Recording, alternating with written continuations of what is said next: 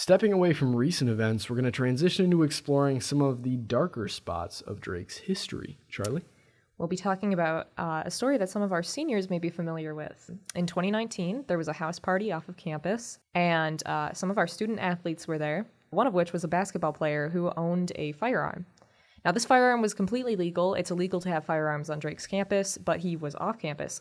But he did accidentally discharge it that night, and it went through a wall and struck another student in the head. Now, this student survived, but he suffered brain injury as a result, and there's a little bit of controversy that goes with what happened because allegedly, all of this is alleged, allegedly a basketball coach showed up to the party before the cops got there. And the basketball coach told his student, who was an athlete, he was a starter for the basketball team, and this basketball coach, he says to his starter, he says, hey, don't tell the cops that it was you, that it was like an accidental discharge. Wow. And was this the Drake basketball coach at the time? This was, yes. Wow. And this is all alleged. This was just alleged by the victim. Yeah. So there's no like proof per se that he exactly said this, but this is what the victim is saying happened? Yeah, there's no proof in there's recorded evidence of it. Yeah. Right. This is just court testimony. Yeah. The basketball coach told his student this, and the student, when the cops came, he told them that the student who had been shot in the head, that he had slipped on wet floor, and that was why he was bleeding from the head. Wow. Now, the cops saw a bullet hole in the wall. Yeah. Right. So then they took the student to the hospital. He did suffer a brain injury, but he's mostly all right from what I could read. Yeah. I don't know. He hasn't really said a lot in the news. Sure. But it became a big controversy because this student, because he suffered a brain injury at the hands of another student, and he suffered he sued Drake University, he sued the student who shot him, and he sued his housing, the people who own the house. Yeah.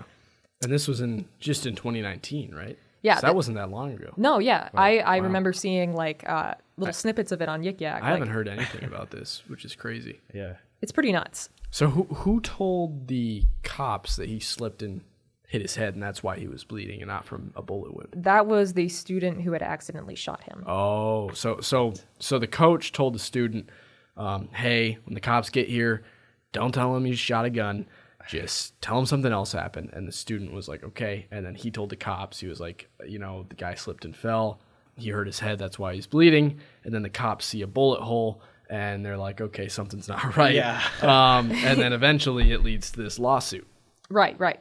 And this student who discharged the firearm, he was charged with making false reports to law enforcement and discharging a firearm within city limits. Wow. He pled guilty but spent no time in jail. Wow. Yep. Was it ever found why he had the gun in this house or why he was carrying it in the first place or what might have led to him accidentally discharging it? It wasn't. In most of the stories that I read, they didn't really discuss why he had the gun out or was playing with it or whatever, but he did. It was legally registered. It was a legal firearm. Mm-hmm. It was a pistol. And that's pretty much it. That's all it's publicly available. So is the lawsuit ongoing or did it reach a conclusion? From what I understand, it is ongoing. Yeah. The athlete who was involved, actually, he was suspended 5 games in the 2019 to 2020 season because of this lawsuit. And then a knee injury in December ended his season early. Wow. So the player was only suspended 5 games for this? Yeah, this was during, the lawsuit was ongoing. Mm-hmm. So, and obviously there's no proof exactly, and you want to believe the victim in this instance because a bullet hit his head. Yeah, he got shot in the head. Yeah. But if the student's saying that the coach told the player the coach told the player to lie to the cops, did the coach get any repercussions? That I do not know. But Drake did release a press release. Yeah. Drake University denied the claims alleged by the victim and said it is not true, as claimed by the plaintiff, that a Drake men's basketball coach told A, who is the student who shot the other student, to deny involvement in B, who is the student who was shot. Injuries. Wow. Additionally, the residence in which the shooting incident took place is a private residence and is not owned or otherwise affiliated with the university. Wow. So could they prove that the coach was at the house? They could not. Wow. Interesting. So that's really interesting. Because by the victim. Yeah. I mean, when you really think about that, right? You get shot in the head accidentally, and then the student lies about it to the cops. Just putting myself in the shoes of the victim, I feel like it'd be pretty obvious once the bullet hole's there that, okay, this guy's going to get caught. You know, everybody knows I didn't just slip on my head. Yeah. So then I question, what reason would that victim have to kind of make up that story of, yeah, the Drake basketball coach was here. Yeah, it seems like a really random thing to just say, oh, what can I think of to get him in trouble? His coach was here and he told him to lie. He's thinking about this. Well, he's got and I'm not saying that I'm not saying it's obviously true. I'm just saying that it's just seems like a really sketchy story here. Mm-hmm. Yeah. Well, from here, I'm going to call the one who discharged the gun. I'm going to call him A. Yep. And then B is the victim. Yeah. But B actually wasn't the only one who said that. There were multiple articles I read that said students at the party also told the same story. So based on an that, ongoing case, I mean, we don't know. Yeah, that's true. Yeah, this is all alleged. So it's all alleged, but there's multiple witnesses here who say that the Drake men's basketball, I believe, right, correct? Mm-hmm. The men's basketball coach or one of the coaches was at this party for whatever reason after this happened, before the cops arrived, whether he might have been called, texted by the players, whatever. And again, this is all alleged. But then what these witnesses are saying is that he showed up and he saw what was going on and he told the student, hey, let's just say this was an accident. Cops don't need to know that a gun went off. And it would be at least more plausible if it was just the victim who was saying this. But that, where you say now there were other students at the party who were supporting this, especially after Drake publicly went out and said, nope, we didn't have a coach that went out there and said this, when there's multiple witnesses who say that, and, you know, considering it's ongoing, maybe we find out more in the future. But that's a really sketchy case there. Yeah, and I mean, it's difficult to tell, really, because these people could have been his friends. Mm-hmm. I don't know. They could have been just looking for something to, like, back up his story. I'm not sure. Yeah. It's really not our place to speculate or anything like that. Yeah. But what is really messed up and what is really unfortunate for the victim is he alleged in court that because A lied to the cops about the nature of his injuries, he did not receive proper medical care right away, like when he needed it. Yeah. Jeez. He could suffer from a lifelong disability due to this. Sheesh. And, early preventative care might have, preventative, he got shot. Yeah. Yeah. Early care might have helped. Yeah, so he's saying that basically if this student wouldn't have lied, he wouldn't be as worse off as he is now, because he would have gotten faster, That's a really better serious lie. care if they would have known that it was a bullet wound right off the bat. Because, I mean, do you know if it was a graze or if it went through part of the head or what type of bullet wound it was? I am not 100% sure. I went through the court documents, so it didn't say a ton of it. Like, the way that it was worded, it implied that it wasn't, like, it kind of, like, grazed it. Yeah. I'm wondering if it's shrapnel or something. Yeah, because I'm assuming if it's a bullet wound, if it goes through the head, that's, it's very, very low likelihood that it doesn't cause traumatic injury. So that's where I kind of leaning where it must have been a graze or something like that, because especially if this student were willing to lie about it, then it would have had to have been something that wasn't. I mean, if there's a hole on the floor, if there's a hole in someone's face, you can't say he slipped and fell. Yeah.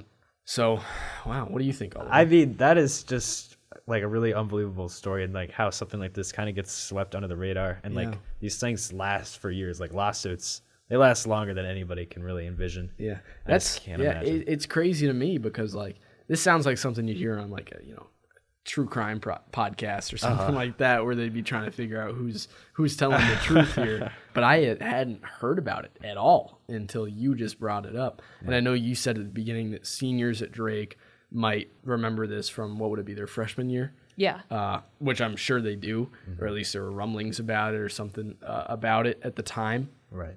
But that's crazy stuff. And I feel like a story like that, like where a student gets shot. Now, granted, obviously it wasn't on Drake University grounds, but that whole twist of the coach being there, where if the coach were there, then Drake would be liable to some extent for what happened there if it was their coach and their student who were conspiring to tell this lie. So yeah, that's just a crazy story and heartbreaking for the victim, obviously, because of the injury that they have to deal with for the rest of their life, and obviously the trauma from having a bullet graze you or however it hit him. But yeah, just a really crazy story. Yeah, it is pretty nuts. And I kind of like to hear more from, like, if there are any seniors here that kind of went to that party or like heard about it, like firsthand. I imagine because it was a event held by students off campus that they were like upperclassmen already. So there's also the bit where it's like, if you're at a party, now if there's, really heavy music and stuff. Now, I've never been around a gun when it's been shot, but I know it's loud. Especially indoors. Yeah, especially indoors. Yeah. So how then could you expect to even slightly get away with that lie? One, there's a bullet hole. 2, you have a gun on you.